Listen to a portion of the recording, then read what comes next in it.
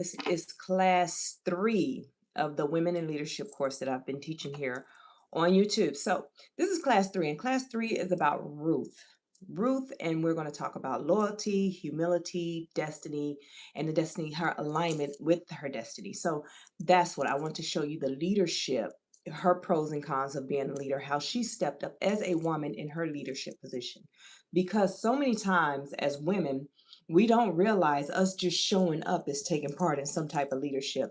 A lot of us don't know what our leadership is, or our leadership skill is because we feel like we supposed to be someone that's well known, able to speak up and speak and do a thing. Moses couldn't even speak; he stuttered, but yet he was a leader. And so my job is to teach you how to identify your purpose, step into your purpose, and step into that leadership position. So today's class, class 3, is about Ruth. If you missed class 1 and 2, go back into my playlist. It is under the Coach and I Mentorship Lounge, Leadership Lounge. Check it there, and that's where I have those teachings. Now, let's get into it. So I'm going to do a recap of class 2. So class 2, we talked about Esther, and Esther, her courage, which she showed courage, strategy, and intercessory leadership. That's what she stood for. That was her leadership skill. And so in class 2, we studied that Deborah and Barak and Yael in Judges. I think it was book 4 and 5. Yeah, Judges 4 and 5. We learned that leadership requires courage, obedience, and actions. So Deborah led with confidence and clarity, right? And Barack showed hesitation, but still moved forward. And that was to show, well, you'll have to go back to it. I don't want to get too deep into it because I want to get to the point here. But, and it still moved forward. And Yael demonstrated boldness in a critical moment, in that moment. So the key takeaway from class 2 was leadership is not about position. It is about stepping up, making decisions, and moving when God says move. That is standing in power and leading with grace. That is all what this is about. That is how you stand in power and lead with grace. Women, the leadership series that I'm teaching. So I want to just go ahead, and we're going to open up with Psalms 37 and 23. And it talks about the steps of a good man are ordered by the Lord, and he delights in his ways. And so the reason why I felt that was important, because there is no significance of man and woman, right? Well, it can apply to us both, right? So that's why I looked at it. So the steps of a good man, and I looked at it, okay, the steps of a good woman, right, are ordered by the Lord, because Deborah, has she not taken on that role, if she had not stepped into that position where God had her, she would have never, you know what I mean, became the judge and the prophetess that she was supposed to be. So that's why I looked at it as the steps of a good woman, right, are ordered by the Lord, and he delights in our ways when he give us a mission. It's not just us as women, it's men as well. But I'm teaching a women's leadership course, so that's why. But the primary scripture for this class today is Ruth. It's the book of Ruth, chapters 1 through 4. So the role and her leadership style, so let's break down some things about her. Because she was an outsider by culture, right? She was a Moabite, so she was an outsider by culture, but she was a widow. So we know that about her. She was a widow, and she demonstrated leadership through faithfulness and loyalty. We know that, and she became part of the lineage of King David, which went on to Jesus Christ. So because she married Boaz and gave birth to Obed, and then he who fathered Jesse, and then Jesse was the grandfather of David, go on, go on, go on, and there's baby Jesus. There we have it, right? So I like to, in everything that I teach, I always like to go into what did it mean back then in Hebrew? What do Hebrew scholars, or how did they view Ruth? Right. So I went back, and it said, Ruth declaration used hased, and hased mean pretty much loyalty, steadfast, and faithfulness. Love and kindness. It describes God's unwavering, undeserved, and action oriented commitment to his people. That's what it pretty much means. And it means going beyond the emotions, and that it's the act of mercy and grace, things like that. So it's a foundational Hebrew leadership virtue when they say hasted. So that's why I kind of wanted to study on what does that really mean in Hebrew. But her leadership was quiet. It was very quiet. It was consistent, right? And it was transformational. Now, when you look at Ruth, you just look at, okay, she was a widow and she decided to follow her mother-in-law. She was so dedicated to her mother-in-law. But no one look at deeper than that. She was dedicated to the cause. See, she was brought there on purpose, in purpose. She didn't have any kids, right? And she was married to Naomi's son. They didn't bring in any kids. God's plan was always to have her be the open line for Jesus to come in. See, it was already planned way before she even thought about it. So when she think that, when we read it says that she say, "No, I'm gonna go where you go. I'm going where you go, Naomi. I'm not going back home. I'm gonna go where you go." But what happened in all that is that doing that was God's plan anyway. See, it was something greater for her even when she first married Naomi's son. God already knew that no, you're going to be part of the lineage that's going to bring baby Jesus in and come through. So it's just amazing how God used us and he know us. He know the plans that he has for us. He know everything. So even though it was a loss for her and she felt like she just lost everything, she gained so much and she doesn't even know it yet. She hadn't even, it hadn't even crossed her mind. But before we get into the actual class, I want to I always do the pros and cons of her leadership, of the women in the Bible's leadership. So the pros of her leadership is that she showed commitment, she showed loyalty, humility, and she showed that she was teachable, right? Perseverance, even through loss, she still kept going, and the willingness to follow wise counsel, because when Naomi gave her set of instructions and said, "Hey, this is what I need you to do. I need you to do this and you do this." She gave it a step by step on how she needed to be laying at the feet and how she needed to present herself, what she needed to do, she followed, right? So the cons of that is, let's look at it as if she never stepped into her leadership position. Had she never stepped in a leadership position, let's look at it. She would have become vulnerable to dependency, right? Like her sister-in-law. Her sister-in-law, when Naomi said, "Go back to your father's house," sister-in-law was like, "All right, deuces, I'm out. You right. You right about that. I'm not about to be out here independent. No, I'm going back to my daddy's house." That's what she did. Out of there, right? Got out of there.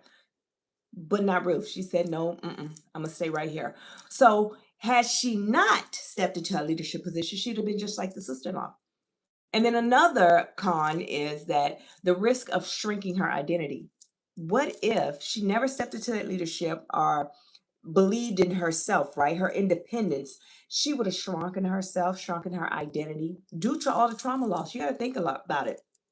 Father-in-law gone, husband gone. She's young.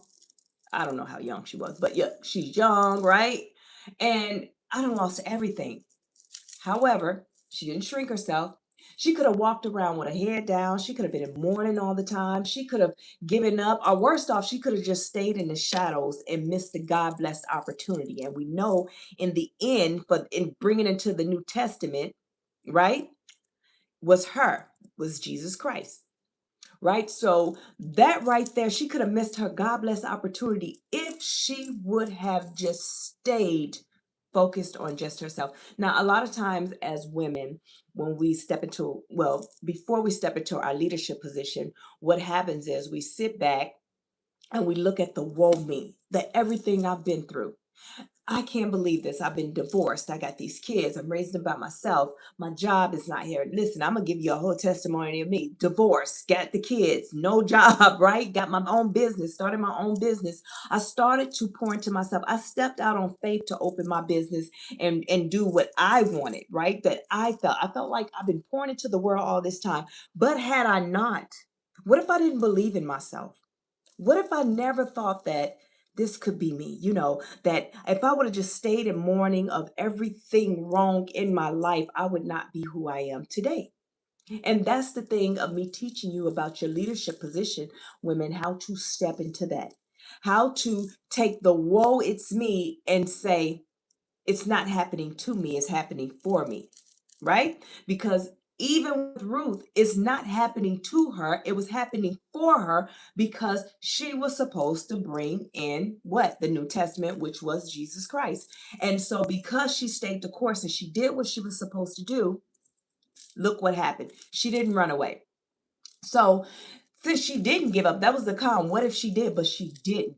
So let's get into number one. Destiny often unfolds through ordinary obedience. I said ordinary obedience, not the obedience that you got to be on at the pulpit, not the obedience that everybody got to see and know who you are, not the obedience of look at me, the beat your chest, it's all about me. No, no, no, no, no, no. It's just ordinary obedience, meaning like just get up. That's it. If God tell you to move, you just move. If God tell you, hey, get to the gym, you need to start eating healthier and working out, you need to, and you do it. It's just ordinary obedience, nothing major.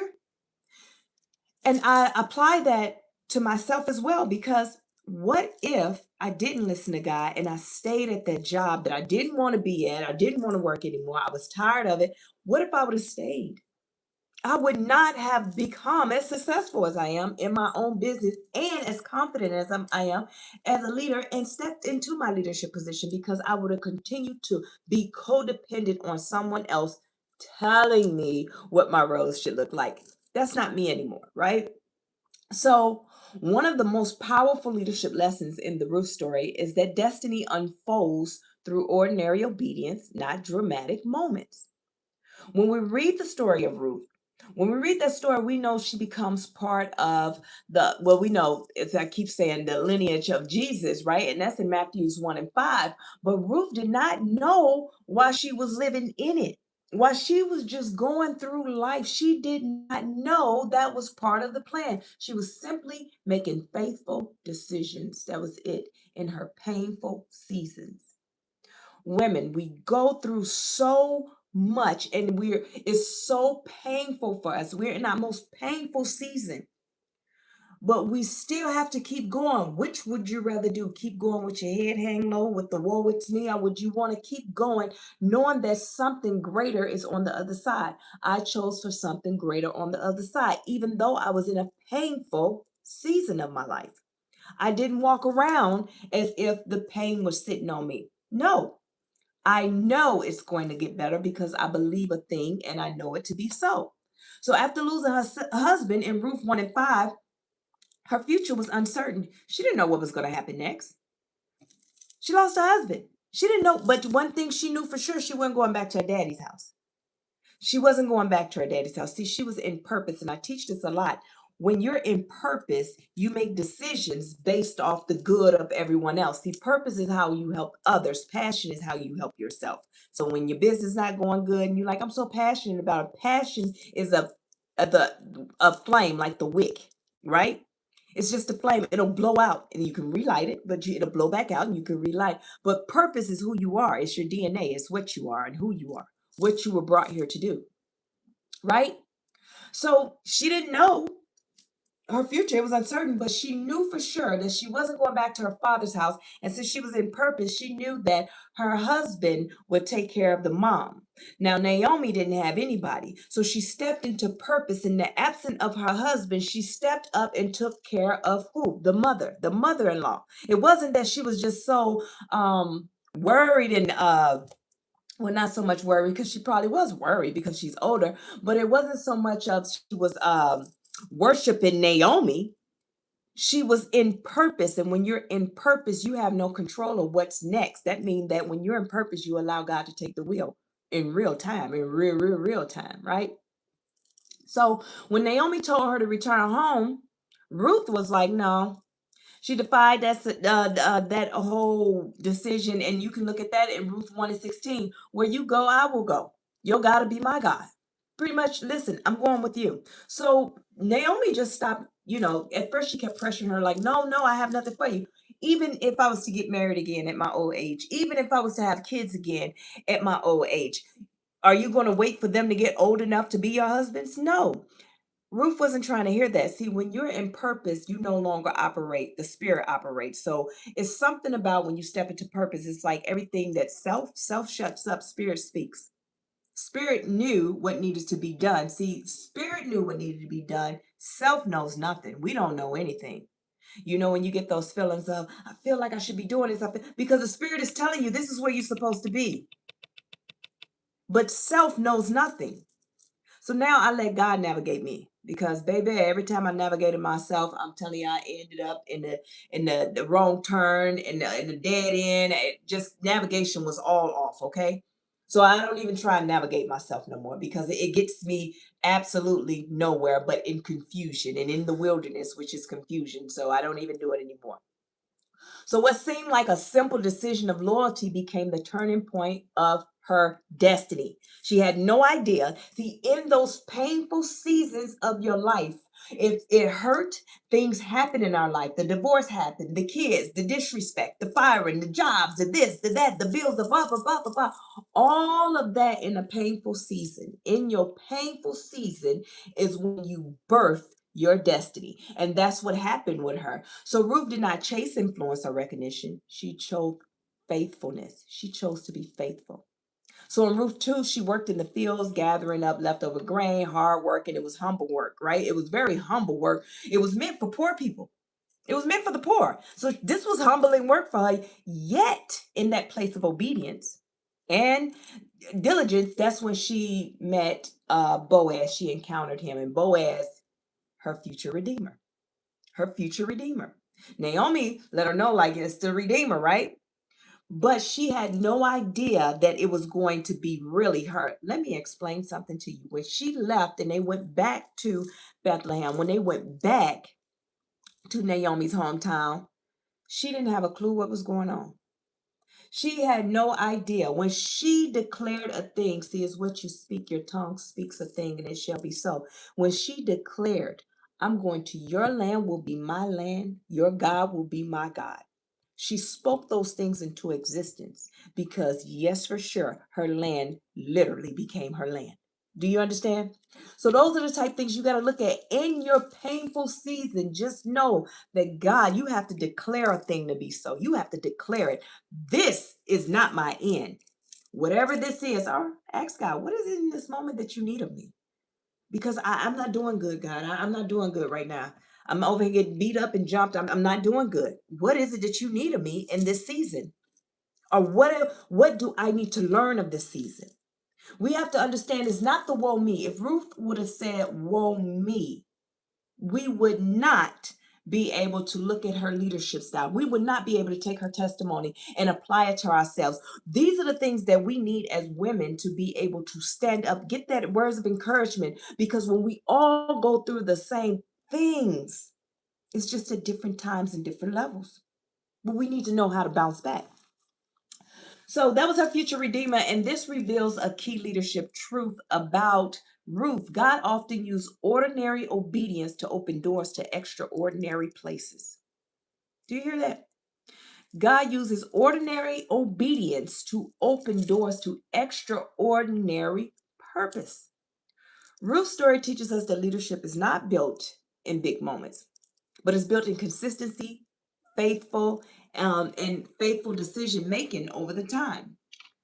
So whatever it is that you're doing faithfully and you stay consistent with it, that leadership, that's when it's built. It's not built in the biggest moments of your life. No, it's in those quiet times when you chose to say, you know what, I'm not doing this no more.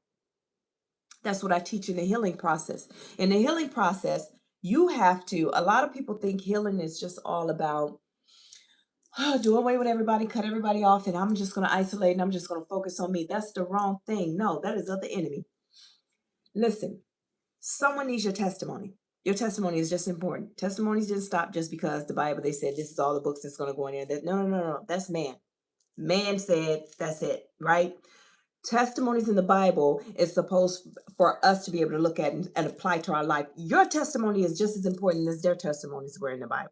Do you understand? Somewhere along the line, they said, hey, stop writing the Bible. This is enough. After this, anything that come after this doesn't count. This is all man-made. No. So what I need you to understand is what you go through in life, in your painful season, in healing, you have to identify and acknowledge that this is not right and you disconnect. You don't cut off everybody. You just disconnect and you focus on you. And what you're doing in healing is separating yourself from the survival mode and stepping into what? Your true authentic self, who God created you to be. And that's what that is, right? So, as I said, I like to always go back into Hebrew. So, the Hebrew word associated with that is hesed. We just talked about that, which means loyalty, loving kindness, and faithful devotion. And it describes a type of faithfulness that goes beyond obligation. That's what it does. So Jewish scholars view Ruth, they view her as a powerful example of Hesed living out in daily life, meaning that everything she did was just who she was. It was just who she was. Her leadership, our leadership as women, is just who we are. You want to change the world? I'm telling you now, women, you have to change the world. How do you change the world? Because as soon as we birth, we are to teach. What are we teaching? You say you want things changed in the world. Okay, what are you going to do about it? Change starts with us, right? As an individual, male or woman, as an individual. But as I'm saying for women, listen, how do we carry ourselves? I'm not talking about you look real good and people see you and they like, but then you got the snake face. That's not what I'm saying. You got to have some kind of loving kindness about you, but you don't be a fool. You have to have some kind of grace about you, but that does not mean everybody get access to you. Do you understand? That does not mean that you go and overly extend yourself to everyone. No, that is the healing part of you learning that no, I don't have to overextend myself. I don't have to give anything. I do what God tell me to do and I lead with grace. So all the backbiting, gossiping, cut it out. So her loyalty to Naomi, because she was so loyal to Naomi, it demonstrated a character that values relationships, right? Faithfulness, even in hardship. That's what her character portrays. And that is the whole thing. I need you guys, the reason why I did this series of teaching you about the women in the Bible is so you can see the different leadership skills that everyone has so you can identify your own because it's within you. Many people wait for a large opportunity before they start acting faithfully. They wait for the big stages, they wait for the recognition, they wait for all of that. But this story teaches us that leadership credibility grows in small acts of responsibility. It started with her saying, no, I go where you go. That's where it started, right? So the way we show up in ordinary moments reveals our character. Leaders who handle small responsibilities with care become trustworthy with greater opportunities. Instead of asking, when will my big opportunity come? This story about Ruth, it should encourage leaders of instead to say or ask, how can I be faithful in what God has already placed in front of me? Yeah. How can I be faithful with what you've already given me? Because that's where leadership starts. He is within us. He already blessed us with the things. So how do we start with what we already have? And since I already have this small thing, let me make the best of it. You have a voice. You have knowledge. You have things that God blessed you with, right? That you can teach and help others with. You have that already. So use it. So what I want to ask you, and I want you to just think about it. This is something that also, whenever you come into my class, you got to have a notebook because I give homework and things like that because it's all about healing, teaching you how to self-reflect and heal self. So I want you to think about something small, right? Something small in your life right now that may feel ordinary or unnoticed. Now, what would it look like to approach that responsibility with greater faithfulness? What would it look like? So we're going to get number 2. Is godly leadership is not always loud or visible. Okay, that's another powerful lesson of the Ruth story is that godly leadership does not always look dramatic. It doesn't, or it's not highly visible. It's not dramatic and highly visible. When people think of leadership, they think of people on a stage. They think of someone giving speeches, making public decisions. They think of that person like you have to be well known. No, Ruth leadership looked very different from what most people think. Ruth led through her character. She had nothing to give anyone, nothing to give anyone tangibly, but she had everything to help the lineage, right? So her leadership is expressed through loyalty, integrity, humility, responsibility, and compassion. But Ruth does not demand attention or recognition. She simply lives in a way that reflects her values and her faith. In Ruth 2:11, Boaz tells Ruth that he has heard of the great things that she did for Naomi since her husband's death, which means that Ruth's actions were quietly influencing people around her. Quietly. It wasn't loud. She wasn't boastful. She wasn't going around saying, yeah, I'm only here because my mother-in-law, she old. I'm only here because I'm not from here. I'm just here because she didn't do that. She went to work. Ruth came there with a mission. Man, let me tell you something. Ruth left where they were, said, I'm going with you, and went straight to work. Ruth did not come to play. See, she was so busy minding her own business.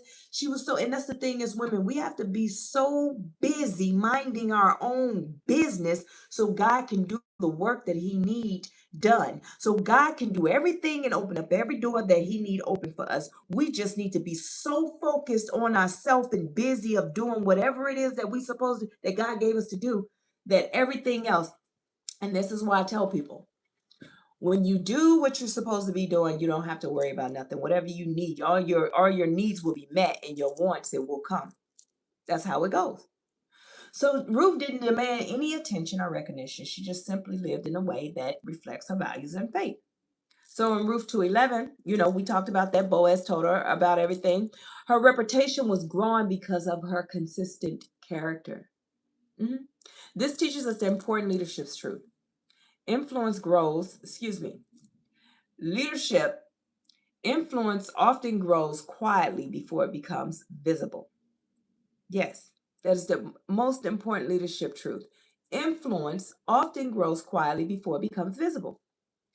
Many of the most impactful leaders do not begin with large crowds, large audiences, or platform. Instead, their leadership is first noticed in the way they treat people, how they handle responsibilities,